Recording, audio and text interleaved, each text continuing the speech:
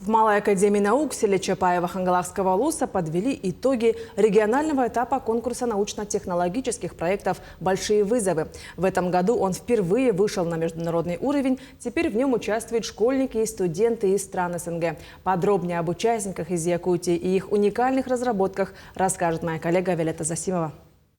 В России большие вызовы проходят уже в 11-й раз, а в Якутии в 9-й. Постоянным соорганизаторами площадка регионального этапа неизменно выступает Малая академия наук. В этом году у нас 120 обучающихся принимают участие. Много интересных проектов. Это проекты по большим данным, по космическим технологиям, инженерные проекты, как всегда, агротехнологические. И также проекты, связанные с генетикой, с различными интересными направлениями, которые сейчас важны для народохозяйственного, применения и развития нашей экономики. Работу участников оценивали действующие сотрудники крупных предприятий республики. Так, экспертами в направлении передовые производственные технологии выступили представители мирового лидера в сфере алмазодобычи компании «Алроса». В направлении было представлено 11 проектов. Были проекты как научно-практические, так и научно-исследовательского характера. Из научно-практических мне очень понравились проекты, которые уже готовые. Ребята пришли уже с готовым оборудованием, такие как электрогитара уже самодельная ленточная пилорама. Есть проект по модульным зарядным станциям.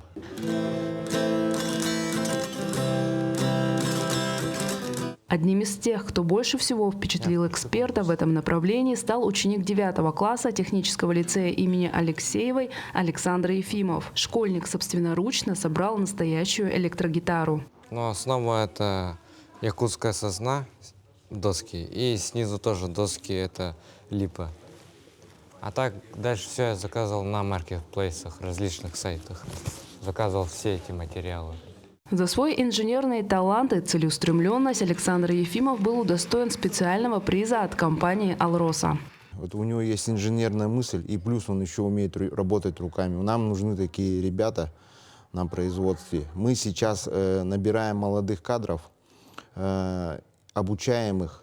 Нам нужны не только инженеры, горные инженеры, но и рабочие. То есть машинист бульдозера, машинист экскаватора, вот такие профессии.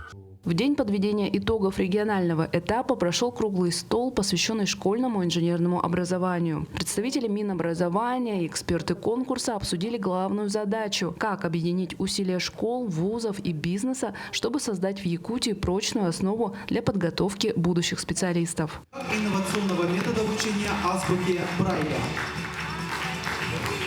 По итогам отбора во всероссийский финал прошли 9 якутских школьников с 7 по 11 классы. Заключительный этап пройдет с 4 апреля по 25 мая, а торжественная церемония награждения победителей состоится в образовательном центре «Сириус» в Сочи. Виолетта Засимова, Хангалахский улус.